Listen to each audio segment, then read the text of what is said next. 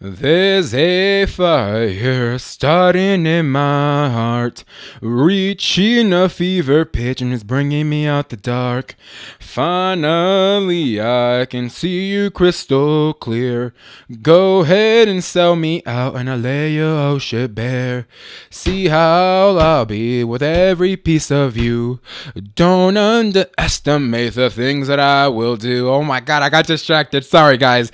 In 3, 2, 1, you are listening to the Real Spicy Podcast. My name is Pedro. Guys, thank you so much for listening. I'm back on my boo-boo. It's prime time rapping. We back at it again with the white vans. Your boy took a 2-month hiatus. You know, quarantine literally sucked all the motivation and drive that I had in a lot of aspects of my life, from like my projects in photography, which I'm not very good, but I was like, yo, let's dabble in this. I want to learn a little bit more, to my video projects, which I'm sort of okay, to my podcast. I just lost the motivation to do anything and everything that involves that. So I hit the gym, drank some protein shakes, lifted some weights, got some gains, lost some weight, torture my body just a little bit, because, you know, what doesn't kill you only makes you stronger. That's what I've heard. During that time, I got to kind of a little bit of self-reflection, especially about the podcast. I'm like, yo, I want to go back, but when? So in that time, I edited a couple videos, so I'm good to go. I got a couple episodes ready to go. But it's one of those that, like, even though the episodes are ready, I still got to promote. I still got to market. And if I'm only going to half-ass it, let's not do it. Okay. Let's go either 100% or none. So I was like, you know what? For now, none. But when I get back into it, we're going 125%. We're going full throttle on this. And yo, I'm back. But you know what added fuel to the fire was the fact that when I started the podcast, I read up on so many things and that you should prepare for the future, just in case things go wrong. Prepare yourself for that. So that's what I did. It always said have backups for your backups, especially when it comes to audio. So I actually have 3 audio files that I record to. I record to an audio recorder, so mixer to an audio recorder, mixer to a laptop, and then an onboard mic that goes on the camera. I upload the audio, and I'm listening to it. I was like, okay, cool. Let's listen to it for now. I'm listening to it, and I was like, oh shit, I uploaded the backup, which is my second backup. So I'm just gonna call it double. Cool. Let's go back and upload the main audio. Your boy deleted the main audio, thinking that it was the backup. So I was left with an audio file that wasn't that great. So when I saw that, I was like, you know what? Fuck it. I'm done. Like, I'm done. Like, the motivation was already slowly dwindling. I think this was just like the straw that broke the camel's back, or the needle that popped the balloon. I don't know. I don't know these American phrases. I'm not very good, but that's how I felt. But then I listened to it by myself. I'm like, yo, this is actually pretty good content. I'm gonna upload it regardless. When? I don't know. So I was like, okay, when I'm ready, I'm going in full throttle. I got the audio edited by an audio engineer. First thing he says, send me what you got. I send it to him. He looks over it and he's like, dude, this is rough. Like, I don't know if I can fix this to your standard. I'm like, just try. And he's like, all right, I'm gonna try, but it's not gonna be good. So he edited the clip. I listened to it and it was still pretty like echoey. I'm like, well, the content is good. Fuck it. I'd rather have great content and shitty audio than great audio but like shitty content. But if I have consistent great content throughout the duration of the interview, to me, it was worth it. Cool. I edited. Everything's good to go. And now I'm here to release that episode. I'm so excited to share with you all my good buddy, Ricardo Casillas, pro bodybuilder. He talks about the myths about steroids, the industry as far as like bodybuilding and competition wise, as far as the misconceptions about nutritional facts in Hispanic foods. Because we talked a little bit about how, like, especially like older generation, they add vegetables to like a food and they're like, yo, this is healthy. You you just cooked like the meat in lard. Just because you added a vegetable on top doesn't make it healthy. No, but it's vegetable. Okay, so we talked a little bit about that. Not a lot of people know this story, but Ricardo is one of the main reasons. Well, actually, let me rephrase that. Is the main reason on why I lost the initial 100 pounds. I saw that he was super fit. He was pretty slim, and I'm like, dude, you got any recommendations? He's like, yeah, go to my gym, join me for a HIIT training class. Okay. I was expecting him to be like, hey, go to the gym, eat healthy, lift weights, just traditional that literally everyone says. No, he's like, just come through. Cool. I showed up, signed for the 1 week free trial, and I loved it. Went back again the next week, or not the next week, the next day. And he's like, hey, as long as you show up, I'll come with you. What? Okay, cool. So the pressure was there. It was one of those where I had support. The classes were incredible because they modified a couple things that I wasn't able to do. When you're 500 pounds, you can't jump really high, or you can't run because everyone's going to overlap you, like you're still on your first one and people are on their third one just because you're so fat. So they modified like, oh shit, well, I see that you can't really run. Get on the CrossFit bike. Oh, okay, cool. And I'm doing that. Instead of jumping, they're like, hey, just do squats. Don't worry about it. Oh, cool. All right. I love this. It was so much fun. Fast forward, your boy lost 100 pounds. And since then, I kept it off. And then, like I said, super thankful for that opportunity. That one interaction literally changed my life forever. But this week, like I said, super excited to introduce to you guys Ricardo Casillas. Hopefully, you guys enjoy. So what's good, man? How are you? Nothing, man. Just hanging out. Like you said, just still trying to work out with everything closed. And I'm not a pro bodybuilder yet. Okay. That's the goal. Naturally qualified, but that's it. But yeah, I mean, just happy to be here and listening to your stuff. It's very interesting. I just feel like you new to yourself. You're one of the funniest people I know, and you're not telling all the funny stories. Oh, true. So I think one of the things I want to ask you first is, what's the most embarrassing thing to ever happen to you at an airport?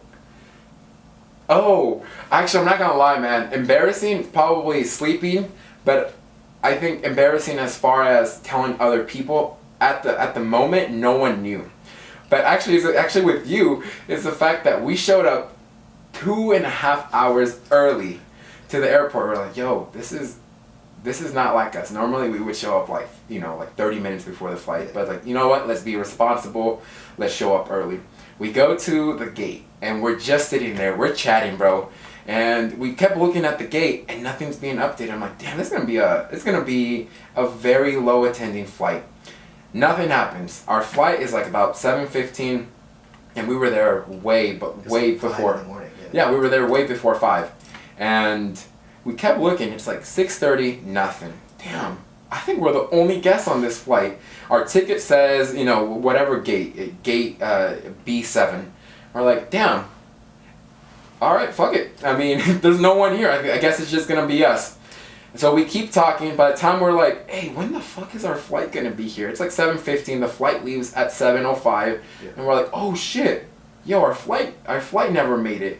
So we look at the screens, and it said, gate moved to like gate 17. What the fuck? So we get our bags, and it wasn't like the next gate over. It was on the complete opposite side. We're running, and I don't run. So you're like, yo, hurry. Give me a second. And we're running towards the gate, and then the doors closed. I'm like, fuck it. I'm going to call customer service. I pull a Karen, all right? I never do this. I was like, yo, if you call customer service, they'll be on your side. And let them know what's going on. You guys never updated? No, sir. We actually we were on the intercom.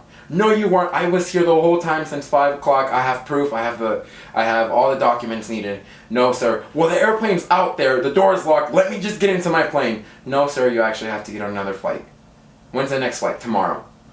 What the? No, I hung up so fast. I was like, dude, what the hell are we gonna do? And you're like, well, do you just want to call it the day or go on a flight? I'm like, dude, fuck it. We're gonna go. And it was actually to that Mexico game. Yeah. It was a Mexico game in San Antonio against Argentina. And my whole thing was like, I really want to go because I want to see Messi. And so we're looking on our phone. Every flight's like $400. Then we find one that goes to Austin. and it's like an hour away from San Antonio. We're like, hey, we go to Austin for like $120. Then we rent a car for like $80. You down? Fuck it, let's go. We book this flight, and I didn't know that you actually get a discount if you buy your ticket at the gate. Same day too. I'm like, it went from 120 to like $80. That's the Ross discount. That is the Ross discount. I mean, okay, so we flew Spirit. So that is probably the Ross of airplanes. Okay, and so we get our ticket. We go. There's a delay. I'm like, oh shit, dude, we're not gonna go to this game. So we finally get to Austin. We get into this car, and we're booking it. We're like, yo, the game starts in 2 hours. Oh no, it starts in an hour. We didn't know that our phones never updated. Remember that? Yeah. And we were like, oh shit, we're gonna be late. Oh, and then it hit game time. Dude, we missed it. We're like 30 minutes away. And then you're like, wait, hold on. You do something to your phone, like, oh shit, my phone never updated. Yeah. And it's like, oh, we have 2 hours. Never mind, we're good. And then we get an update. Game has been delayed 30 minutes. It's like, oh, dude, we're good. No more hauling ass. Yeah, and that's the time we were in that Uber that they couldn't drop us off. And Yep. circling the stadium. And he's like, I can't stop. And then when he would stop, the cops would be like, get back in that car. We're getting you a fine. Yeah, so we got out of the car and we're like, get back in, or the driver will get a ticket. We looked at each other like, should we be that asshole? No. Okay. Well, fuck it. Let's go back into the Uber, and so we go to the game. With ample time. We had about an hour left. Perfect. Okay, because we thought we were going to be an hour and a half late. Hotel, we changed to our jerseys. Yep. We talked to the girl in the front desk. Yep. But for those people that haven't been to San Antonio, think about Detroit, but with Mexicans. Like, dude, it's half abandoned. And then there's like a lot of Mexicans there. Like, a lot. Like, yeah. I felt uncomfortable. That's how many there were there. Yeah, no, that was rough. So I'm like, all right, cool. We made it to the game, not as late as we thought. We made it on time. Like, not even on time. We made it hella early. We're still early, even with all the delays. Yeah. So we get there early, and I'm like, dude, I'm so excited. This game is going to be incredible. And first of all, Messi never showed up. We lost 4-0. And that was like one of the first American games where the puto chant was highly regulated. So during every opportunity that the goalie had, and the fans would say puto, like the following chant is not allowed here, blah blah blah blah blah, and it just made it even worse. By the time we were 4-0, fans did not care. It just reminded people to do it. Absolutely. So we said it one more time. I was like, at that point, because I'm one of those like, all right, you know what, let's respect it, cool. And then we're 4-0. I said, fuck it. What are we gonna do? Lose even worse? We're 4-0. We're losing. So all I know, we said it one more time. And then the following chant is not allowed. Any violators will be kicked out of the premises, and that's what ignited a bunch of drunken Mexicans. Puto, puto, puto. I'm like, oh my god, yo! People were loud, crazy. At this point, they didn't care. They had nothing to lose other than like 4-0. That was all they were gonna lose by. That's like a weird demographic too, because here, I feel like our cops are diverse. I've seen black cops, brown cops, white cops. Yeah. There, when there's 100,000 Mexicans, it's all white cops. Yep. Like, they looked nervous. They didn't give a shit. There's people like drinking, throwing beers and shit, and like they were just like watching. Yeah, dude, they didn't care. Other than like when it was like the last, I would say 8 minutes, that's when they showed up. Mostly because I feel like they thought that we were gonna riot the field. Yeah, I think it's interesting that that's your most embarrassing story, is that you missed the flight. Out of all the things that can go wrong in an airport, that's your most embarrassing. That is the most embarrassing. I think, other than that, maybe I slept at an airport on the floor. But as far as that was my most embarrassing, because we showed up early. Yeah. Like, I never do that. Like, you and I either have clear or we have TSA pre-check, so we can show up like 30 minutes and we're good. Yeah, you cut in front of that guy in the wheelchair. You're like, oh, I have clear. True, actually. So we have nothing to lose. I mean, we can show up late, but the fact that we showed up early, we had clear or TSA pre-check, and we still missed our flight. I don't think I've told people, but I'm like, yo guys, like, this is the reality, and this is how much I love the Mexican soccer team, that I was willing to do this, but I was so upset. It's like, how dare they lose 4-0? Never again. Then I went to Mexico for another game. I'm gonna look it up. I feel like they lost worse than 4-0. And to top it off, it was Argentina's like B squad. Oh, that was the worst part. B squad. Yeah. So for me, that was the most embarrassing thing. So I know that you're a world traveler too. So how about yours? What was your most embarrassing thing? My most embarrassing thing is actually embarrassing. Yours is just missing a flight. One time I went on vacation with my parents and my sister. We went to Playa del Carmen, and it was maybe 6-7 years ago. Like I had just started my company, and I was like, I'm gonna take my family on vacation. Like I was a big shot. So then the vacation goes good, whatever, and then it was for 4th of July weekend. And then on the way back, we had a few hours, so we stopped by like this like bar area on the water, and I was like, I'm gonna get ceviche at this bar that's right next to the ocean. What could go wrong? We're right next to the water. The fish should be fresh. So I eat it. It's fucking delicious. Say this is at noon and the flight's like 4 p.m., right? Yeah.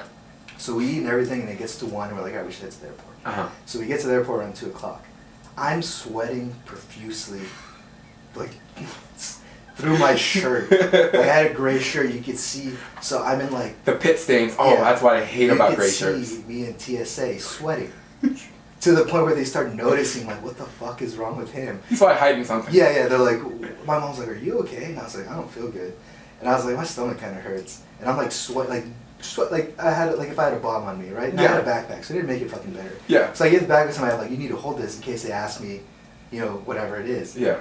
So sure enough, we start getting closer to like, it's like one of those times where the airport's like fucking packed. Yeah. So we're like still a ways, and I'm like, fuck, I have to go to the bathroom. Yeah. So then I go to the bathroom, and I have like the worst diarrhea of my life. And I was like, I'm the watery one? Yeah, I'm sweating profusely, and I'm wearing skinny jeans.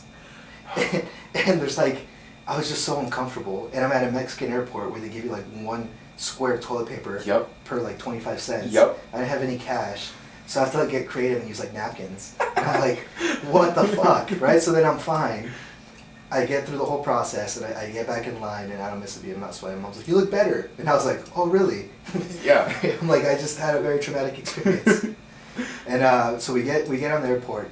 Sure enough, once we take off, it happens again. You feel the grumbles. I feel the grumbles again on the plane, and I have a middle seat.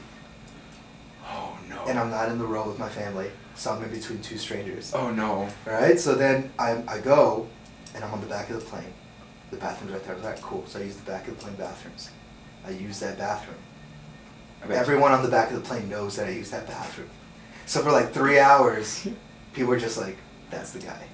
That's the guy. So not only did I get fucked at the airport, I got fucked on the plane. And then I was fine.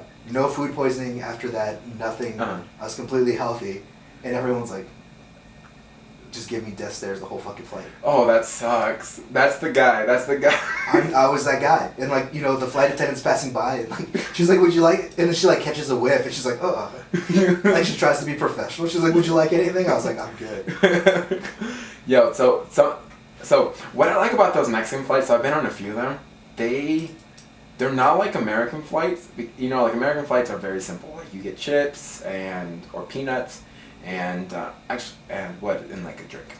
On the Mexican ones, they have the very stereotypical Mexican snacks. Yeah. Chetos, Takis, then they have Barcel, and then they have Tapatio, and then they put it in for you. I was like, what the fuck? I didn't know they had an elotero man on board. He has a little horn and everything. He's like, what do you guys want, honk honk? He's like, and coming to that, that's when we went to Estadio Azteca. Oh yeah. For the Chargers game in Mexico City. Different trip, not the diarrhea trip. Yeah. Different trip in Mexico. And it was like that. I was like, what the fuck? They're like giving away corns and like bags of like chips with tapatio and lemon for like $1. Yep. Any Mexican snack you've ever seen, they had there. Mazapan, they had it all. Everything. And like real products, they didn't have. Like, I was like, oh, I'm gonna get a hot dog. They didn't have that shit. They had tacos. Yeah. I was like, in a football game, I'll get a beer and a hot dog. They're like, well, we have Corona and quesadillas. Yep. So. Yeah, no, they had different styles of tacos. They have tacos de canasta, which was just a basket of like random tacos. Yeah. You get what you get. So if you wanted carne, if you wanted like or meat, if you wanted potato or whatever, or cheese, well, good luck. Or like it's a gambling because they just bust out the tacos from the basket and like here's 3, 4. I mean, one of them was bad. But that was before it was cool.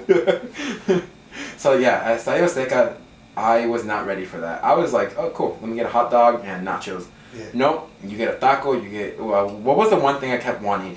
They had micheladas. They had... Micheladas. What was the torta that I kept talking about? Torta ahogada? Torta ahogada, or they call it pambazo. Yeah. I wanted a pambazo. They had them everywhere. I'm like, wow. This is the type of stadium that I want to be at. But they didn't even call it that. They called it a torta ahogada. Torta ahogada, which is... They call tortas ahogadas in Jalisco. And in Mexico City, they call them pambazos. But in El Azteca, it was torta ahogada.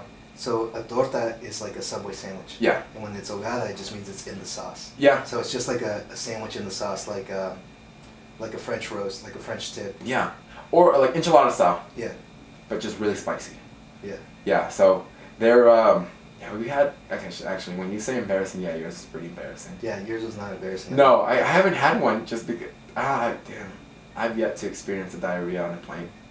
I've had stomach issues. It's traumatizing. And it's not because of the diarrhea, it's because things are coming out, you don't Yeah. want TSA to put anything in, you know? Yeah, oh, yeah, yes. So, you know how, so right now I started thinking what you mentioned. And so in Mexico, you actually pay like, what is it, like 10 pesos, which is roughly about like a quarter, to get toilet paper. And when they give you toilet paper, it is literally like 2 or 3 squares. It's nothing out of this world. Yeah, it's like 2 tissues worth. Yeah. I think, you know when Corona hit here in the United States and people just bought bulk of toilet paper? Yeah. Yeah, imagine those type of people, how they would survive in Mexico. No, those same people are the ones that complain in Mexico. Oh, true. Those are the same ones that go and they're like, where's the toilet paper? Where's the toilet paper, yo? Because for me it was normal, like, oh shoot, there's no more toilet. Because I panicked, and I remember I talked to you, and you're like, hey dude, I got toilet paper. Cool. But then I started realizing how much toilet paper I actually use, and it's a lot like how it's in Mexico. You pay a quarter, you get 3 squares. I'm like, oh, never mind, I got it good. Like, there's not that, you don't use that much, and I think Mexicans really figured out the formula like that. The one time that math is they take math into consideration is like toilet paper. Yeah, they're like 300 sheets at 25 cents. Yeah. It's more than I paid. They're like, this is how we make money. Well, you make like $3 off 1 roll. All right, awesome. Let's do this. Have you ever had a female toilet paper attendant? I've had like, she looked like the stereotypical Consuelo. It was just mean. Yeah. Give me the money, and then she just slaps it in front of you. Like, Yeah. okay, thank That's you. like, it's weird because then they go like, they check up on you in the bathroom. They do. They're like, do you want a towel to dry your hands? Like, what the fuck? Let me just, Yeah. you know, let me just be here in peace. Yeah. So it's either they're super nice or hella mean. Yeah. Like, don't get out, do what you gotta do and then leave ASAP. You know, the same people that stocked up toilet paper are the ones that go to other countries and are like, you don't speak English? Yes. Those are the same ones. Yes. So now that we're talking about traveling, because I want to talk a little bit about you and bodybuilding, but I remembered something. So we traveled together, and I travel around the world as well. And I don't know about you, but I always lie, about where I'm from. So I get questioned a lot. Even in Mexico, I lie about that. They don't even believe you. They're like, nah. No, nah. So Like, you're over 5'7". No way. So I always am from Mexico. Where are you from? And because I'm in TJ once a month, I was like, perfect. If they ask about TJ, I know almost everything about it. And yeah, you can't lie to Mexicans about being Mexican. They'll see right through you. But you go to another country and they think you're exotic. I'm from Mexico. Do you speak Spanish? Sí, sí, hablo español. Oh, wow, can you say this? And then you say it. Yeah. And they think it's the most exotic thing. You come to the U.S. and they're like, you have to go back to Mexico. Bitch, I was born here, you know? Well, the biggest thing is, like, if you're from Mexico in any other country, they know you have money. Yes. Because it's so expensive to get the visas to travel. Yep. So, like, the same thing here. If we see anyone except from Canada or Mexico, you know they have money. From Mhm. Europe or Asia, whatever it is. Yeah. You saw it in college. Yeah. So I think when Mexicans travel to other countries, they're just impressed that you got out. True. Everyone thinks Mexico is what everyone imagines. It's a shithole. Yeah. Even though parts are, but it's not all like that. No. So I've come to realize that, yeah. But, so here, I'm not American enough. In Mexico, I'm not Mexican enough. So I'm like, damn, where the hell do I fit in? That's how I think about it. But then I go to another country, and I'm fucking exotic. People are loving me, speak Spanish. I feel like I'm a monkey. Like, hey, do a trick now. I'm like, oh, fuck it. It's working. So, That's how you get attention, I guess. yeah, I mean, that is definitely one way. How the hell did you get into, like, you know what? I'm gonna start working out, and then how did you transition from just working out to like, I'm gonna go pro and my goal is to become pro in the future?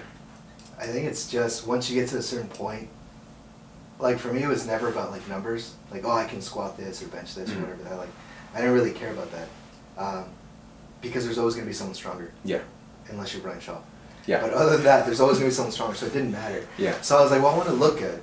So that's my goal. I don't care how strong I am. I want to look good and get into that lifestyle. Yeah. So then it goes like, you get healthy, because we both went to the same gym. You get healthy, and you're like, okay, this is cool. And then you're like, what's next? Yeah.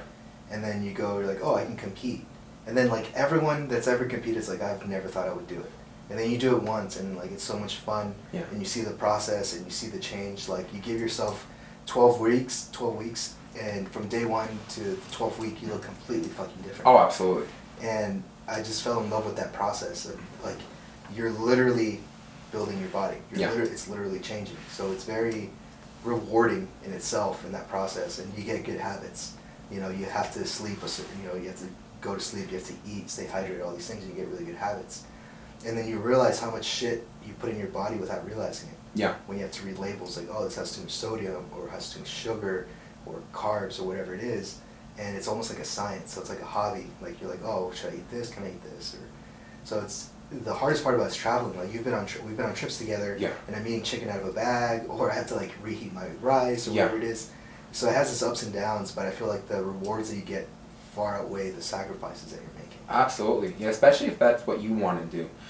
Is it one of those that either makes you or breaks you?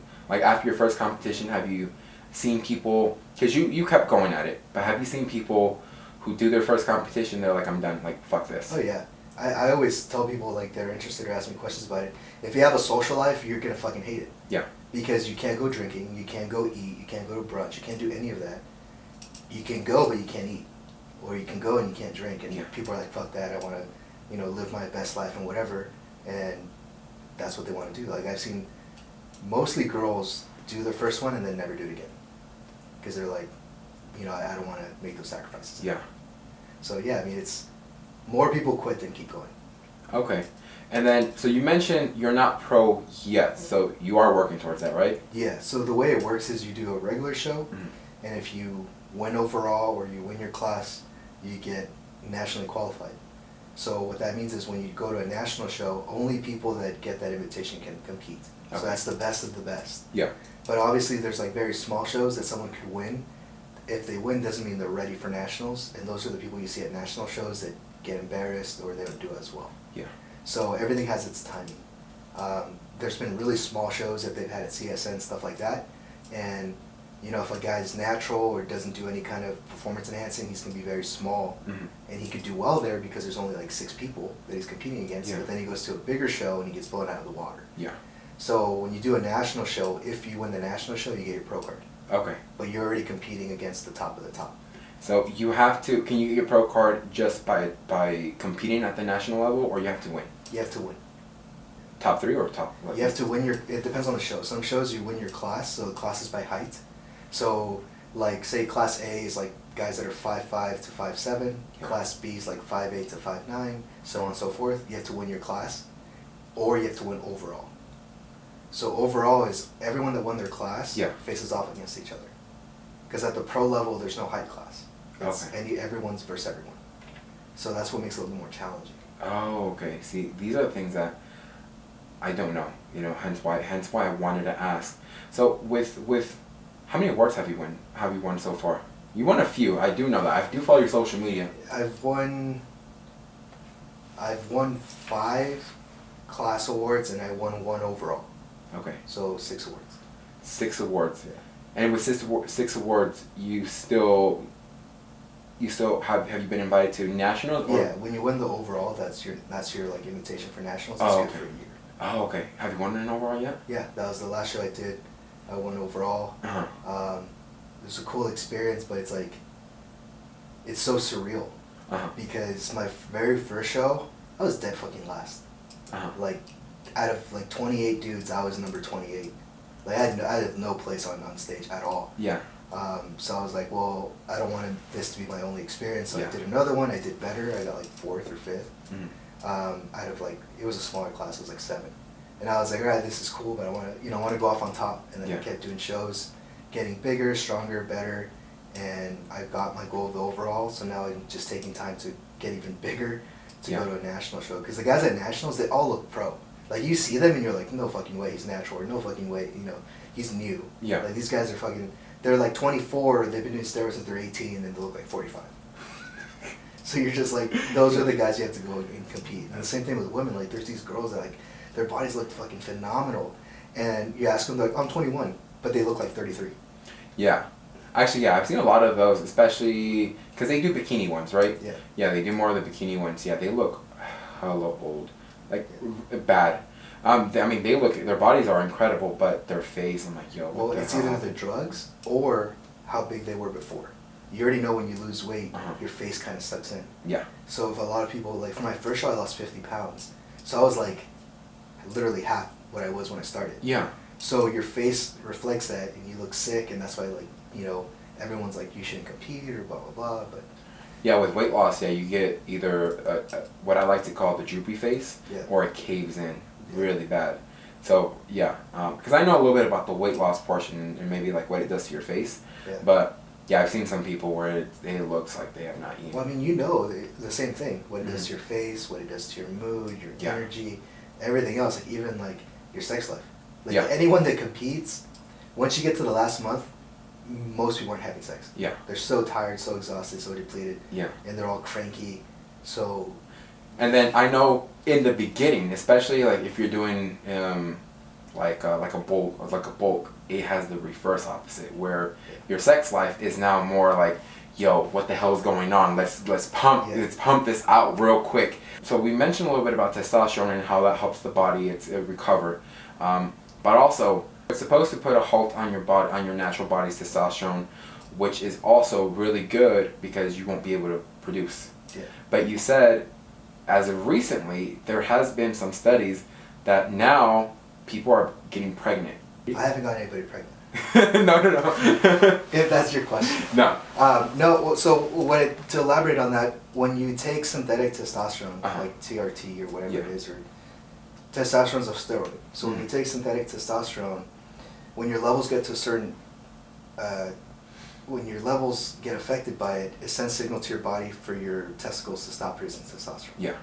So that's like where the myths, like where your dick shrinks. Your dick doesn't shrink. Your balls shrink because you're not producing your own testosterone anymore. Yeah. So if your body's getting it synthetically, your body's gonna be like, I don't need to make it because we're getting it. Yeah. And when that happens, realistically, you can't have kids because your balls aren't working. Yeah. But there's cases where your balls don't shut off. So and that's where people get pregnant. Yeah. So when I did my first cycle, they didn't shut down, and my doctor was like, "What the fuck? Your levels are like 2,500. They're through the roof because your body didn't stop producing, and then you're taking synthetic testosterone." And then she's like, "And you're taking more than what I give you." Yeah. So I go to a doctor for TRT, so I can have someone watch my blood work and my levels and everything. So if I'm doing something wrong, she'd be like, "Stop that," and then like she can fix me. Yeah. So when you take testosterone, it shuts down your natural levels, but you feel the same because you're still getting it outside in. Yeah. So what a lot of bodybuilders go through is when they stop competing or they get off everything, their body's not producing testosterone, so that's where they have, mood crashes and depression and everything because they're not producing that hormone. But on the inverse, when you get your levels above normal, then, you're in the mood 24/7. You feel like you're 18. Yeah. Or like, however age you were at your prime. Yeah. Like, you're going to be humping pillows type of like situation. And all that stuff, like I went through that whirlwind, but I'm very open. So anyone that I know or talk to about it, they're like, yeah, I feel the same way or whatever. I'm like, all right, just make sure it's normal. Okay. Like I didn't want to, be going through all these things by myself. That's why I decided to get a coach that knows it, go through a doctor that they can watch and answer my questions. I'm like, I'm feeling the downside too, when you take testosterone, you can develop breasts because your body's producing too much estrogen, you compromise. So if your body's producing 2,000 whatever of testosterone, your body's going to make enough estrogen to complement that. Yeah. So you need to take an estrogen blocker to keep your estrogen at a normal level for you to function and your testosterone high. Okay. So that's where the doctor's like, here, take this. Oh. So there's different levels to it, and that's why anyone that wants to get into it, I always tell them go through a doctor. Yes. I always tell them do it the right way because it benefits you. It keeps you safe. Because if you're doing this shit on your own, and your chest is super sensitive and you don't know why and you have no one to talk to, guess what? You're going to have boobs. Yeah. and a lot of those things, if you let it go too far, they're not going away. You have to get surgery and different things like that to get it taken care of. Where if you could have just told the doctor and they gave you some pills and it goes away.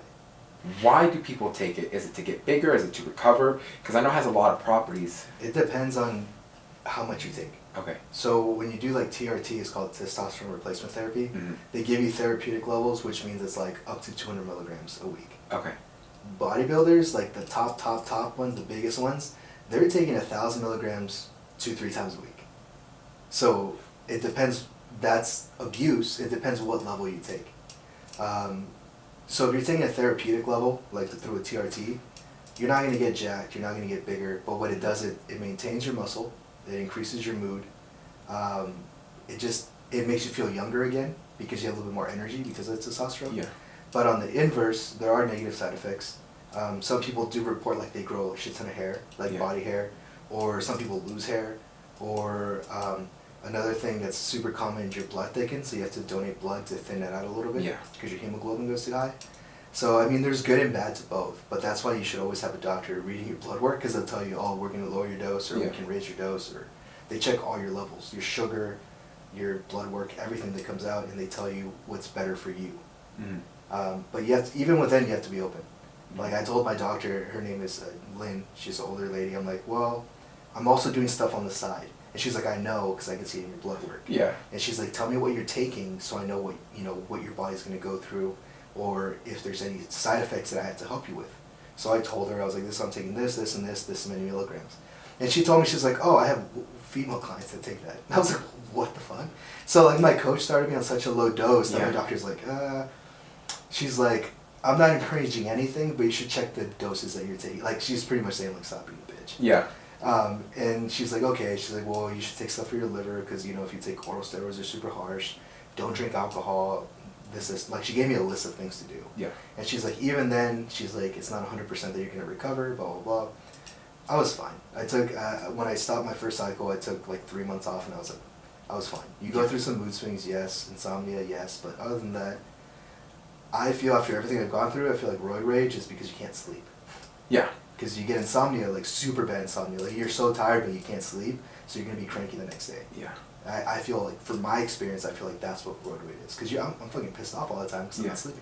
But I know usually the older men take it. They talk a lot about TRT, but I see that. But I think they only take very low doses. Yeah, it's the therapeutic level, so you're not going to notice any physical changes. Mm-hmm. Like, they're not going to get, like, shredded or jacked off a therapeutic level. Yeah.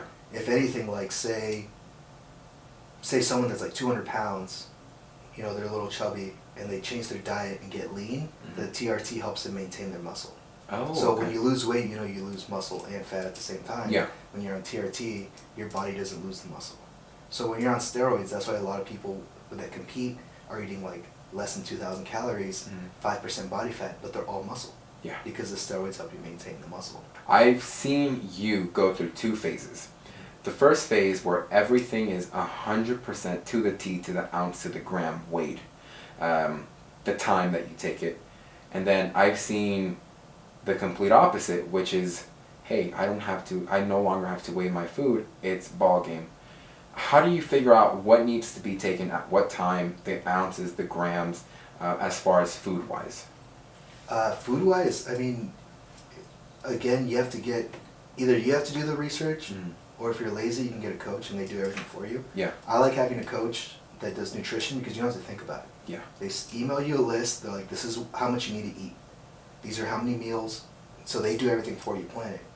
So then you just plan your day around it. If I have to eat 7 meals, then I have to wake up early and able to get all my meals in before I go to sleep. Yeah. Or I have to structure my meals around, my workouts, stuff like that. Yeah. Because when you get closer to the show, you have 2 workouts a day. You're doing cardio in the morning, and then cardio at night, and then your workout with the cardio. So your coach pretty much plans it out for you. Oh, okay. And then when you stop competing, then that's where your discipline kicks in. Because you're going to be hungry as shit. Yeah. You're going to want to eat cheeseburgers every day. Yeah. But then you're going to get depressed because you're not going to have abs anymore. Yeah. So it's give and take, and you kind of, after your first show, if you keep competing, it gets so much easier. I remember, so we went on a trip, and this was when you were off. You're like, oh, just did my competition 2 weeks ago. Yeah, that was the Charger game. The Charger game, yes. And every 2 hours, again, I think it goes back to how you were programmed. Every 2 hours, you're like, I'm hungry.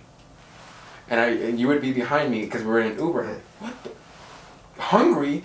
And I'm the fat guy, all right? So, like, stereotypically, you would assume that the fat guy in the group would be the hungriest. No, it was the most leanest, most healthy person in the car who was like, yo, I'm hungry. Bro, we just ate like 45 minutes. I know, but I'm fucking hungry. All right, bro, let's do it. How is that? Like, do people understand who might not know what you do? They're like, how the hell is this guy so fit yet eat so much? No, I think the biggest thing, like even people I've dated, they think steroids is what keeps you the way you look. Yeah. And it's not. Like, someone that never works out can take all the steroids in the world, they're going to look the same. Yeah.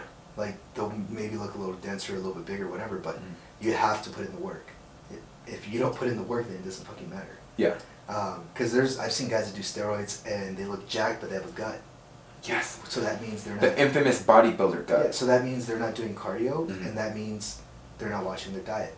Okay. So, back to your question about eating every 2 hours, yeah, people don't get it, and I have to travel with like a backpack. Mhm. I look like a pregnant woman. I have a backpack full of like snacks and protein shakes and Yeah. like packets of powder and shit like that. Like every time we've traveled on the airplane, I think the last time I went to the Mexico game, Mhm. I had all my meal prep frozen in the cooler, Mhm. and they're like, "What's in the cooler?" And I was like, "It's chicken." Yes. And we were gone for 24 hours. Yep. And I had like 4 pounds of chicken in plastic bags. Yep. Bags of rice. Measured to the Yeah. T. I mean, you look at it, and obviously it looks like chicken, but if you, I just knew you measured everything. You're Yeah. like, no, that's for 2 o'clock, and then you had them numbered and Yeah. everything. Oh, this is the bag, and then everything would go back into the freezer. And I didn't understand. Like, I knew that you had to eat a certain amount. I just didn't know you had to follow a certain, like, timeline throughout the Yeah. day. And you're like, oh shit, I missed my last meal by an hour. And then you would be like, I have to eat it now. And then like, crap, I have to eat my next meal in 30 minutes. Yeah. And then you would eat that. And you're like, shit, I ate back to back. I'll be right back. I'm gonna go work out. Yeah. So for me, because I'm not so much into the bodybuilding, but I love watching. So my favorite, my idol, as far as fitness goes, is Brian Shaw. He's really big, really strong. So I know a little bit about that world. Not so much, not because I do it, but because I see other people doing it. How are other people, like family members, actually, how are family members are they open to the idea? And especially being Mexican, let's be honest, bro. You go to a family function, there's always going to be food. And you go to a family function, before you even sit down, oh, I made you a plate. Yeah. I haven't even said hi to you. Okay, thank you. How is that? Especially being Hispanic, the fact that food is part of our culture. That's the hardest part because our culture is so undereducated Mm-hmm. as far as nutrition goes, that they make assumptions of things that aren't healthy. Yeah. They're like, oh, but here's a salad. And I was like, it's a potato salad. But it's a salad, it's healthy. Yes. And I'm like, it's a potato salad. It has hella mayonnaise and eggs and all this other shit. Yeah. Like, but it's a salad. So you have to like break it down, and at this point they kind of just, así es. They're like, that's just how he is. Yeah. You know, they'll just leave me alone. But they don't understand it. Like my mom's like, oh, here's 2 eggs. I was like, I can't eat the yolks, I can't, because of the fats or whatever it is. She's like, I made you eggs and bacon. And I'm like, I can't eat that. And I've been doing this for 3 years, and it's still the same thing every time I go home. Mm-hmm. So anytime I travel anywhere, they're like, or like my grandparents or whatever, they're just like, oh, we made you food. I'm like, I can't eat that. They're like, but it's corn. It's healthy. It's a vegetable. Yeah, it's a vegetable. Yeah. But it has like mayonnaise and cheese and chili and like this. Yeah. And they're like, but it's healthy. I was Hella like, bomb, but super yeah, I'm like, dude, unhealthy. I want to eat it, but I can't. Yeah. And they're like, this guy thinks who does he think he is? Yes. So it's super hard because they're so undereducated as far as nutrition, and I've had to help them out like tremendously. Like my grandpa got cancer when I started bodybuilding, Mm-hmm. and the doctor's like, well, if he gets off processed foods and watches his weight, blah blah, blah, he can, the cancer can go away. Yeah. My grandpa's like, he's gonna die, and I was like, dude, he just told you change his diet, you'd be fine. And she's like, he's gonna die. So we changed his diet, and I had to teach him how to read labels and stuff. Yeah. Because they're big, like any Hispanic thing. What's the thing? Soda, Gatorade. Gatorade's healthy for them. Yeah. But if you read the label, 40 grams of sugar, per serving, and a big jug has like 2-3 servings. Yeah. Kool-Aid, all the shit that they drink has so much sugar. Yeah. Agua de Jamaica, hibiscus tea. Ton They're like, of sugar. yeah, shit ton of sugar. And they're like, but it's healthy. Yeah. It's tea. No, it's not. Like Arizona iced tea, anything Snapple to them, they think it's healthy because of the way it's marketed. Yep. But it's not.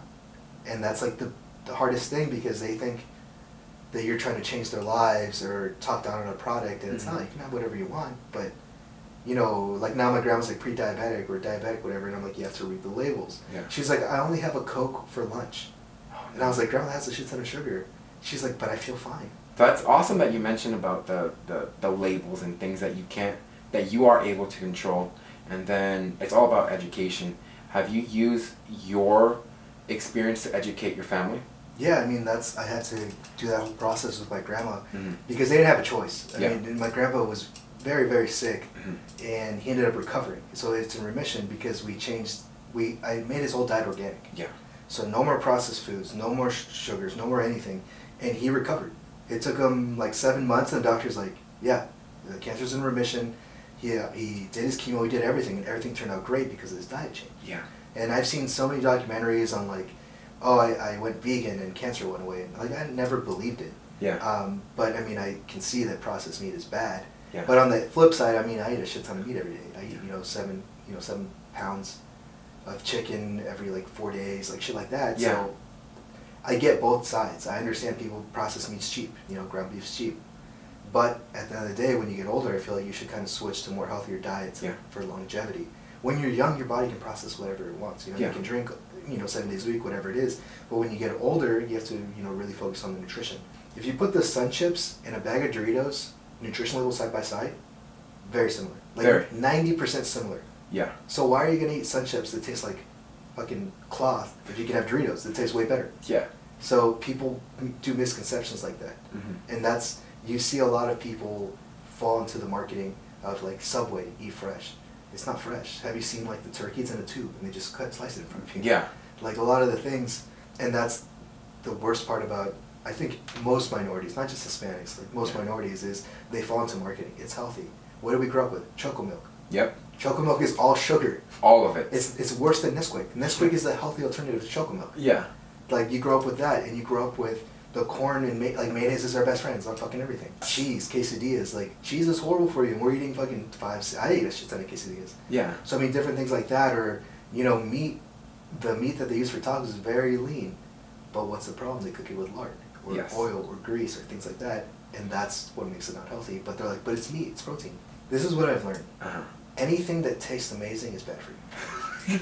Okay, would you rather have fruit or Snickers? Oh, give me Snickers. Exactly. Yeah. I'm not gonna be like oranges and water. No, fuck that. I'd rather have a Snickers or some, Skittles. And I see this error a lot because I used to be like that, and you would eat a salad, but what would you add to it? A fuck ton of dressing. Yeah, ranch or like whatever, blue cheese. Yep. Whatever dressing it is.